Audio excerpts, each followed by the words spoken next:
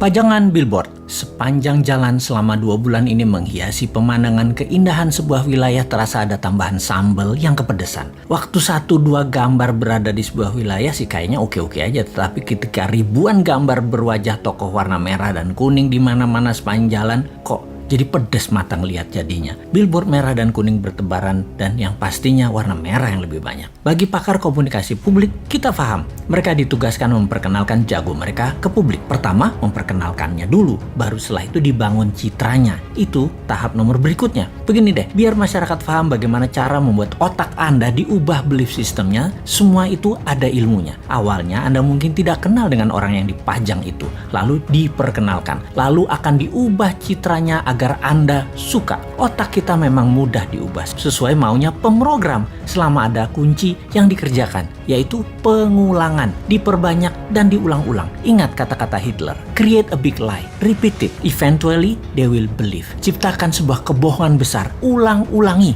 pada akhirnya mereka akan percaya. Sekali lagi, kuncinya adalah pengulangan. Jadi semua ini ada rumusnya dan hal ini bisa dipakai di produk sahabat atau di personal branding ketika Anda mau menjual diri Anda, apapun tujuannya. Salah satunya ingin jadi presiden. Rumus dasar promosi changing belief ini ada 4 step, di mana pikiran manusia yang ditarget tadinya akan diubah sesuai tujuan pemrogramnya. Yaitu 1, manusia itu unaware atau tidak kenal di awalnya. Kemudian 2, dia aware, menjadi tahu atau knowingness. Ketiga, likabilitas atau kesukaan.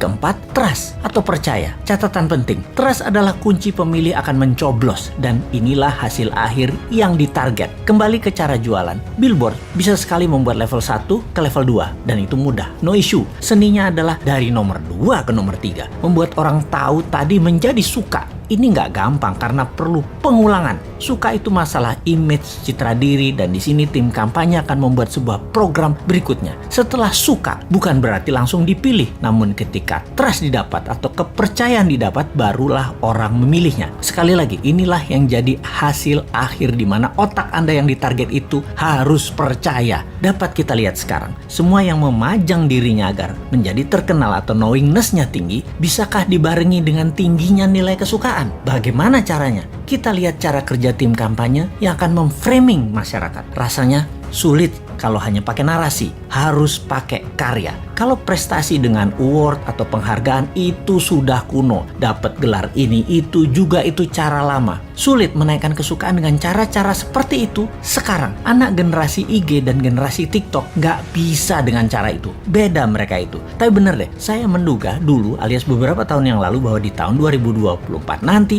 orang yang menang di dunia digital atau di dunia maya peluangnya besar untuk dikenal dan disukai. Namun fakta menarik, karena ekonomi tidak tumbuh seperti janji kampanye, maka dunia maya hanya bisa mencapai 80% populasi urban atau orang-orang kota dan hanya mencapai 36% di pedesaan atau daerah rural. Alias kalau di total 55% manusia Indonesia ternyata belum terjamah informasi melalui internet dan sosial media. Dalam 5 tahun ke depan dari tahun 2019 ke tahun 2024, kalau ekonomi maju seperti target pejabat negara, maka perkotaan bisa mencapai 100% manusianya terjangkau internet dan 70% daerah rural, area pedesaan dan pelosok bisa mencapai 7%. Tapi hal ini tidak terjadi. Faktanya tidak tercapai. Maka spanduk, baliho, billboard masih jadi pilihan untuk membuat nomor 1 dan 2 dalam strategi pengenalan calon. Tapi 3 tahun itu masih lama. Bahkan orang yang disukai pada saat ini dalam 3 tahun lagi bisa jadi tidak disukai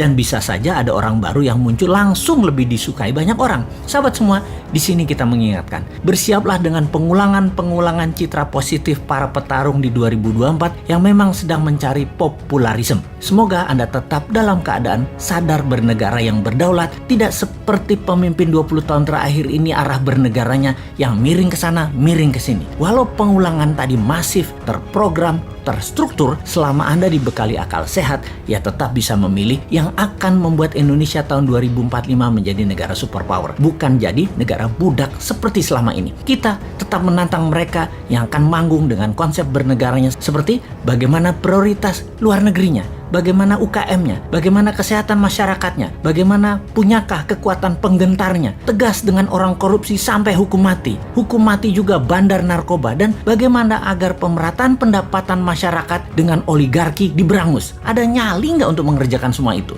Masa hanya ada satu orang bosman aja yang tersedia, yaitu Putinnya Indonesia, yang kayaknya sih lengkap konsepnya. Ya, gak pantas lah orang bodoh ngaku pinter itu untuk ikut menari di 2024.